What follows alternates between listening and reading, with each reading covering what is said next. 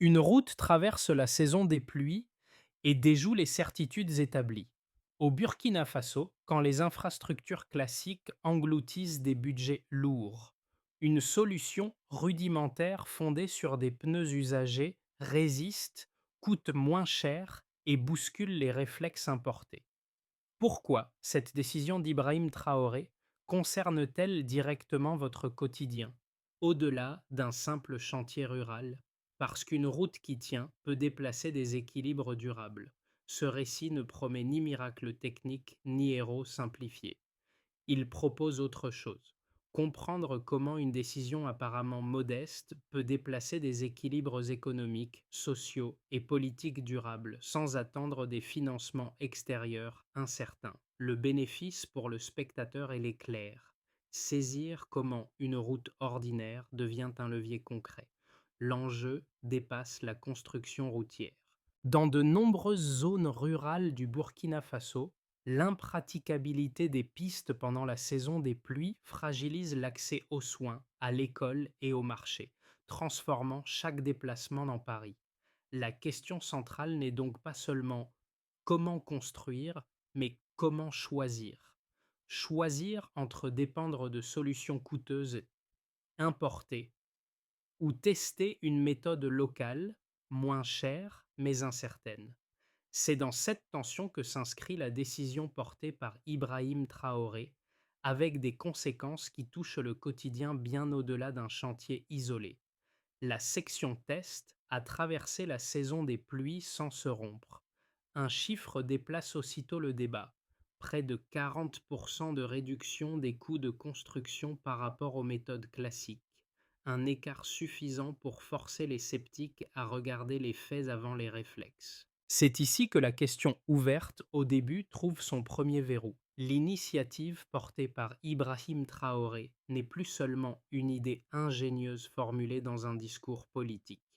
Elle devient une démonstration concrète, limitée mais observable, dans un pays où l'état des routes rurales conditionne directement la vie quotidienne. La preuve restait partielle, mais elle existe, et elle résiste à l'épreuve la plus impitoyable, le temps et la pluie. Le contexte dans lequel cette décision s'inscrit est celui d'une urgence persistante. Dans de larges zones du Burkina Faso, les pistes deviennent impraticables dès que les pluies s'installent. Les villages se retrouvent isolés. Les trajets vers les marchés, les écoles ou les centres de santé se transforment en obstacles logistiques. Cette réalité n'est ni abstraite ni nouvelle, mais elle est rarement traitée autrement que par des projets lourds, coûteux et dépendants d'acteurs extérieurs. C'est dans cet espace contraint qu'apparaît la solution des pneus usagés. Le raisonnement est simple. Transformer un déchet abondant en matériau utile, réduire les coûts et limiter la dépendance aux entreprises étrangères. Mais cette simplicité apparente masque une équation fragile. Une route qui tient une saison ne suffit pas à faire un modèle. Elle doit résister aux intempéries, s'intégrer aux usages locaux et rester économiquement viable dans la durée. Ibrahim Traoré n'apparaît alors ni comme un ingénieur providentiel ni comme un promoteur d'utopie. Il agit comme l'arbitre d'un risque assumé. Accepter que l'idée soit jugée sur un terrain ingrat, celui de la boue, du temps et des usages quotidiens. À ce stade, le projet n'a pas encore gagné.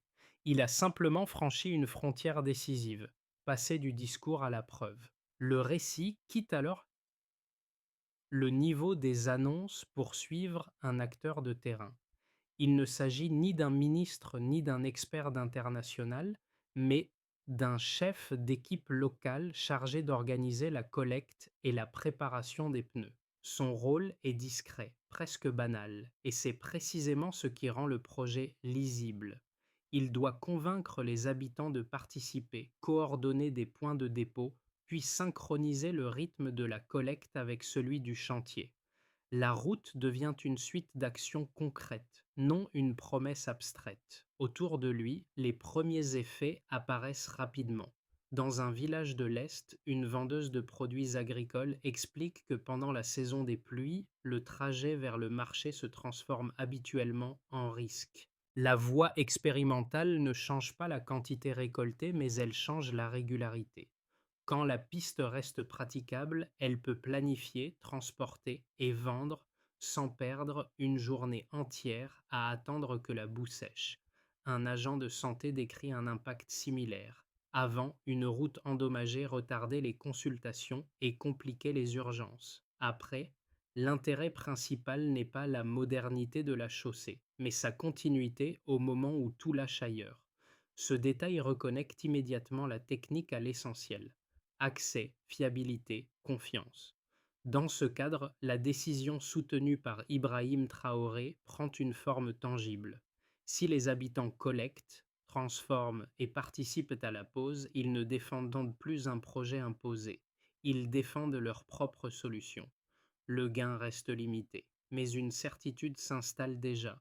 Une route stable change des vies. Avant, les pistes cédaient dès les premières pluies. Après, une section test tient et oblige à revoir l'évidence. Cette bascule marque le véritable point de départ du projet soutenu par Ibrahim Traoré, non comme un slogan politique, mais comme une succession d'actes observables. Tout commence par un geste simple: transformer un déchet en ressource. Des pneus usagés, promis à la décharge ou au brûlage, deviennent l'objet d'une collecte organisée. Des équipes locales sont mobilisées. Des points de dépôt apparaissent. Les habitants s'apprennent à trier, nettoyer et préparer les matériaux. Très vite, une réalité s'impose. Sans logistique régulière, il n'y a pas de route, et sans route, il n'y a aucune preuve à défendre. Le chantier révèle ainsi que la décision n'est pas technique seulement, mais organisationnelle. Peu à peu, la tension monte lorsque les premiers mètres sont posés. Le contraste avec les méthodes habituelles est immédiat. Là où les chantiers classiques dépendent d'entreprises extérieures et de calendriers lourds, celui-ci s'appuie sur ce qui est disponible sur place. Le travail devient collectif, visible, presque pédagogique. Chaque étape montre que la simplicité n'est pas l'improvisation. Elle suppose des règles, un rythme et une coordination précise. La route commence à exister comme objet public, observé et commenté. Puis arrive l'épreuve que personne ne peut contourner: la saison des pluies. Elle agit comme un révélateur brutal. Là où les pistes traditionnelles se fissurent ou disparaissent sous l'eau, la section en pneus traverse les intempéries sans dommages majeurs. Ce moment concentre la tension du récit. Une hypothèse fragile se transforme en résultat observable. Le projet cesse d'être rejeté par principe. Il devient débattu, fait à l'appui. C'est le point de bascule où l'argumentation change de nature. Puis vient le moment le plus intense lorsque les premières comparaisons économiques émergent. Le récit avance une réduction proche de 40% des coûts de construction, puis évoque une baisse d'environ 30% des coûts d'entretien. À cela s'ajoute un indicateur frappant: près de 10 000 pneus recyclés par kilomètre. Ces éléments ne servent pas à célébrer une victoire, mais à rendre l'option difficile à écarter sans examen sérieux. Les chiffres déplacent le débat du registre symbolique vers celui de la décision. Les répliques ne tardent pas. Des entreprises de construction voient leur position fragilisée. Les critiques se durcissent. On évoque la durabilité à long terme, la sécurité, les normes. Le chantier quitte alors Carandier, le cadre rural, pour entrer dans un espace plus conflictuel, où intérêts économiques et crédibilité technique s'affrontent. À ce stade, Ibrahim Traoré n'efface pas les tensions. Il les accepte comme le prix d'un test réel. La route devient un enjeu et le projet un point de friction durable. La référence de départ est connue. Les routes rurales classiques absorbent des budgets élevés pour une durabilité souvent limitée. Avec l'utilisation de pneus recyclés, le projet indique un basculement mesurable: environ 40% de réduction des coûts de construction, ce qui signifie qu'à enveloppe budgétaire constante, davantage de kilomètres peuvent être rendus praticables sans recourir à des financements supplémentaires. Ce premier chiffre s'accompagne d'un second indicateur tout aussi structurant, près de 30% de baisse des coûts d'entretien. Dans un contexte où la maintenance constitue le point faible de nombreuses infrastructures rurales, cette diminution change la logique de long terme. Elle suggère que l'effort ne se concentre plus uniquement sur la construction initiale, mais sur la capacité à maintenir la route fonctionnelle saison après saison avec des moyens maîtrisés. Un troisième élément complète le tableau, environ 10 000 pneus recyclés par kilomètre. Ce volume donne une échelle concrète à l'impact environnemental. Un déchet encombrant, souvent brûlé ou abandonné, est réintégré dans un cycle utile. La route devient ainsi un outil d'économie circulaire autant qu'un ouvrage de transport, sans modifier les usages visés. Ces données ne prétendent pas clore le débat, elles déplacent la discussion. Il ne s'agit plus d'opposer une idée ingénieuse à des standards établis, mais de comparer des performances observées à des pratiques dominantes. Dans cette logique, Ibrahim Traoré met en avant les chiffres comme des repères, non comme des promesses. Ils servent à tester la méthode, pas à la sanctifier. À ce stade, la preuve reste partielle mais cohérente. Les économies annoncées, la résistance observée et l'impact environnemental dessinent une option difficile à ignorer, tout en laissant ouverte la question essentielle. Cette équation tient-elle au-delà du pilote? Les opposants au projet avancent d'abord un argument technique solide. Selon eux, une route conçue à partir de pneus recyclés peut fonctionner à petite échelle, mais elle ne répond pas aux exigences de durabilité imposées par un trafic plus dense ou par des épisodes climatiques extrêmes prolongés. La résistance observée sur un tronçon pilote ne garantit pas une performance stable sur des axes plus sollicités. À leurs yeux, généraliser trop vite reviendrait à confondre succès local et robustesse structurelle. Un second argument porte sur la sécurité et la normalisation. Les critiques rappellent que les méthodes traditionnelles s'appuient sur des normes internationales éprouvées, des certifications claires et des responsabilités juridiques établies. À l'inverse, cette approche reste marginale et peu codifiée. Sans cadre réglementaire précis ni validation indépendante à long terme, ils estiment que l'État s'expose à des risques juridiques, financiers et politiques en cas de défaillance visible.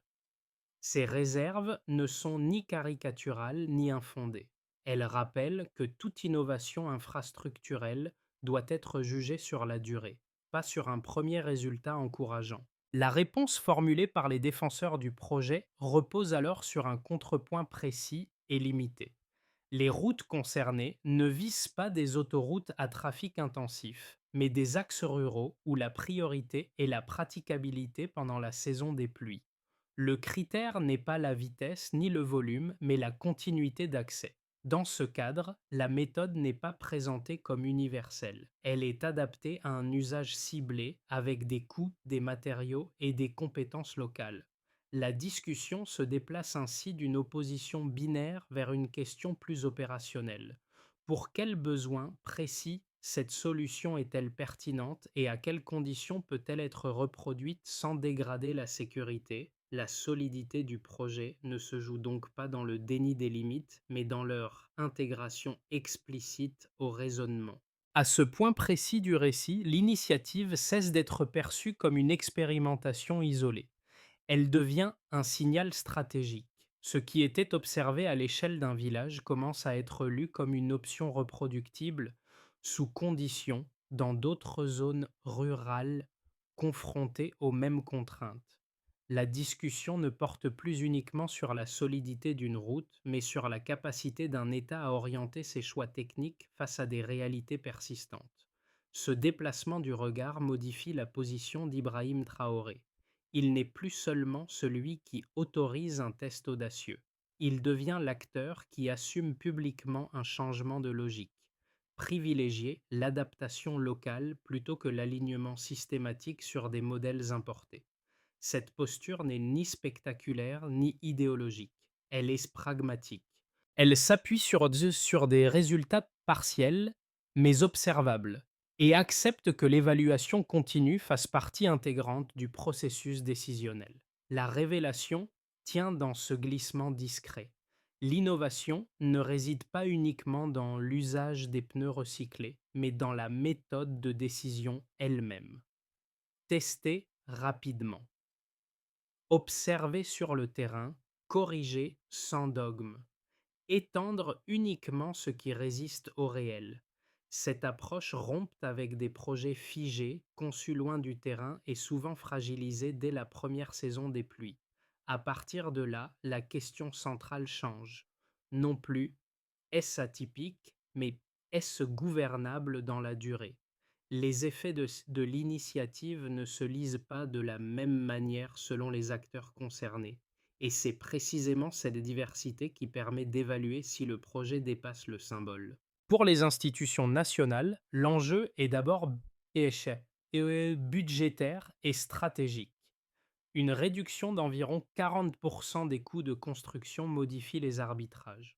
À ressources constantes, davantage d'axes ruraux peuvent être rendus praticables sans dépendre entièrement de financements extérieurs. Cette marge de manœuvre redonne de la latitude décisionnelle, là où les contraintes budgétaires dictaient jusque-là les choix. Pour les acteurs économiques locaux, l'impact est plus immédiat. Commerçants et producteurs agricoles ne voient pas une hausse soudaine des revenus, mais une baisse de l'incertitude. Une route praticable pendant la saison des pluies permet de planifier les transports, de sécuriser les livraisons et de limiter les pertes liées au retard. La régularité, plus que la performance, devient le gain central. Du côté des populations, la conséquence se mesure en continuité d'accès. Accès à l'école, aux soins, aux services essentiels. Quand une route tient au moment où les autres cèdent, elle transforme des gestes ordinaires en routines fiables. Ce gain de prévisibilité renforce un sentiment rarement mesuré, la confiance dans l'infrastructure elle-même. Pour les observateurs extérieurs, enfin, l'initiative agit comme un révélateur. Elle interroge la définition même de l'innovation dans des contextes contraints. Ici, près de 10 000 pneus recyclés par kilomètre signalent une convergence entre infrastructure, environnement et emploi local. À travers cette lecture, la décision portée par Ibrahim Traoré cesse d'être locale. Elle devient un cas d'école, discuté au-delà du chantier. À partir de ce point, l'initiative peut suivre plusieurs trajectoires distinctes, sans qu'il soit nécessaire d'en prédire la probabilité. Un scénario de base repose sur une consolidation progressive. Les sections les sections pilotes sont stabilisées, puis étendues par grappes dans les zones rurales où la praticabilité pendant la saison des pluies constitue l'enjeu principal. La méthode avance sans rupture. Villages, axes secondaires, connexions vers marchés, écoles et centres de santé. L'attention se déplace alors vers des règles de qualité, des routines de maintenance et une organisation fiable de la collecte. La crédibilité se construit par accumulation de preuves fonctionnelles.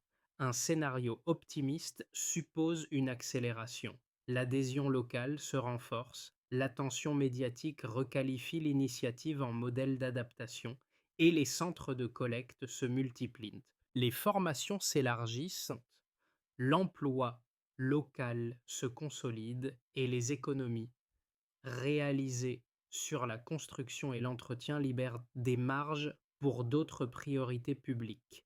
La méthode commence alors à dépasser le cadre national. Des territoires confrontés à des contraintes similaires observent, comparent et s'interrogent. Un scénario défavorable reposerait sur une montée des résistances. Les critiques techniques et réglementaires s'intensifient, des fragilités logistiques apparaissent, flux de pneus irréguliers, coordination locale sous tension, accès limité à certaines zones. Une défaillance visible suffit à fragiliser la confiance. L'initiative se fige à l'échelle de quelques régions et perd sa capacité d'entraînement. Quelle que soit la trajectoire, une recommandation s'impose. Juger la méthode sur la chaîne complète. Si la collecte, la transformation, la pose et l'entretien restent cohérents, la promesse tient. Si un seul maillon cède, l'ensemble du modèle est remis en question. À ce stade, l'enjeu cesse d'être institutionnel pour devenir personnel. Le projet ne demande pas aux spectateurs d'évaluer une technologie ou de trancher un débat d'experts. Il invite à reconnaître des effets concrets qui résonnent avec des situations ordinaires. Quand une route reste praticable pendant la saison des pluies, la première conséquence est le temps. Moins d'heures perdues, moins de trajets annulés, moins de décisions suspendues à l'état du ciel et de la boue. Pour une famille, cela signifie pouvoir planifier une consultation médicale sans transformer chaque déplacement en pari. Pour un élève, rejoindre l'école avec régularité au lieu d'alterner présence et absence selon l'état de la piste. Pour un petit commerçant, écouler une production au moment opportun plutôt que d'attendre que l'accès redevienne possible. Aucun de ces changements n'est spectaculaire pris isolément. Ensemble, ils modifient la manière de vivre et d'organiser un territoire. Un autre effet, plus discret, concerne la confiance. Lorsque les habitants participent à la collecte et à la mise en œuvre, ils comprennent la logique du projet. La route n'est plus un objet d'extérieur dont on subit la dégradation. Elle devient un bien collectif dont on connaît les limites, les contraintes et les conditions de maintien. Ce passage d'une dépendance passive à une implication active transforme la relation au développement local. Dans cette perspective, la décision soutenue par Ibrahim Traoré n'apparaît pas comme une abstraction politique. Elle relie des choix publics à des gestes quotidiens, mesurables et répétitifs. Le spectateur n'est pas invité à admirer une innovation, mais à observer ce qu'elle permet quand elle fonctionne là où tout échouait auparavant. La valeur du projet se lie alors moins dans son originalité que dans la régularité qu'il rend possible. Pour que l'initiative dépasse durablement le stade du pilote, plusieurs étapes doivent s'enchaîner avec cohérence, sans saut ni simplification excessive. La première concerne l'organisation de la collecte. Sans flux régulier de pneus usagés, la méthode perd son socle. Cela implique des points de dépôt identifiés, des circuits de récupération stables et une coordination locale capable d'absorber les variations saisonnières.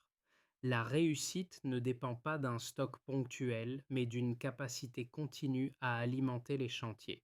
La deuxième étape porte sur la transformation.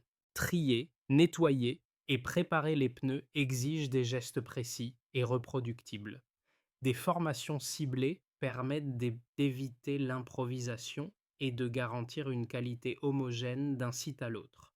Cette phase est décisive car elle conditionne à la fois la durabilité de la route et la crédibilité de la méthode face aux critiques techniques.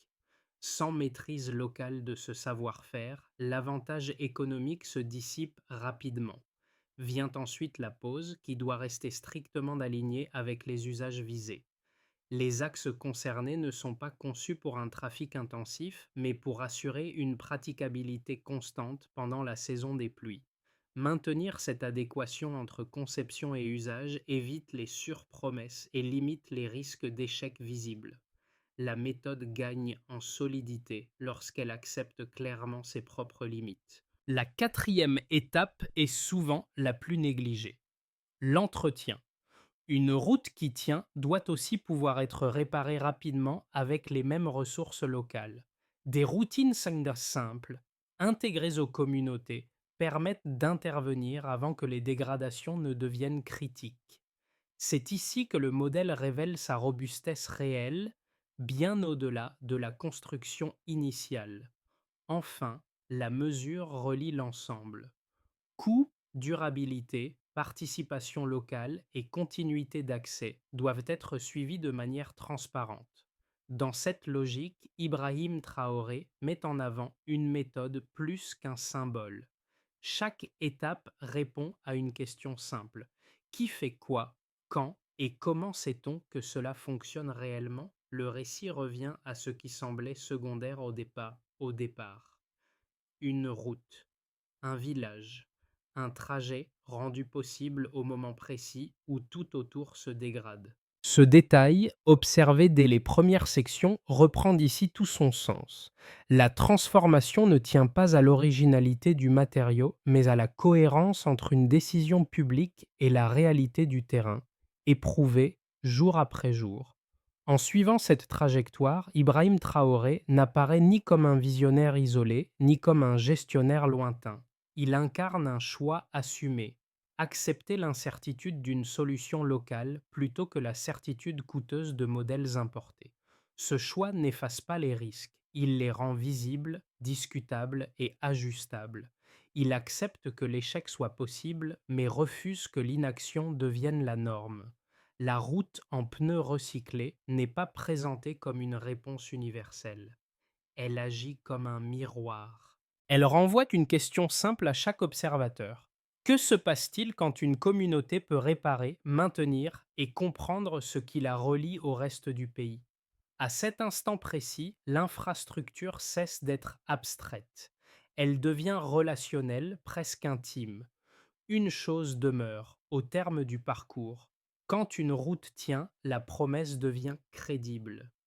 Et quand la promesse devient crédible, la décision cesse d'être symbolique. Elle commence à peser sur le réel. Cette histoire ne demande ni adhésion immédiate ni verdict définitif. Elle invite à un déplacement du regard. Observer comment une solution locale, imparfaite mais fonctionnelle, peut réorganiser des priorités longtemps considérées comme figées. La route en pneus recyclés n'impose pas un modèle universel. Elle propose une expérience lisible, critiquable et améliorable, ancrée dans un problème concret. À travers ce projet, une question plus large s'installe. Comment juger une initiative publique? Par son élégance technique, par son alignement avec des standards internationaux, ou par sa capacité à résoudre un problème précis là où il se pose réellement. L'exemple du Burkina Faso suggère que ces critères entrent parfois en tension et que le choix n'est jamais neutre. Pour le spectateur, l'enjeu n'est pas d'applaudir ni de rejeter. Il est d'apprendre à distinguer une réussite symbolique d'une réussite durable. Une route qui tient une saison est un signal. Une méthode qui se répète, se transmet et se corrige peut devenir autre chose. Une option crédible dans un monde contraint. La discussion reste ouverte. Ce type d'approche peut-il transformer durablement des trajectoires de développement ou restera-t-il lié à des contextes spécifiques? C'est cette question, plus que la route elle-même, qui mérite désormais d'être suivie.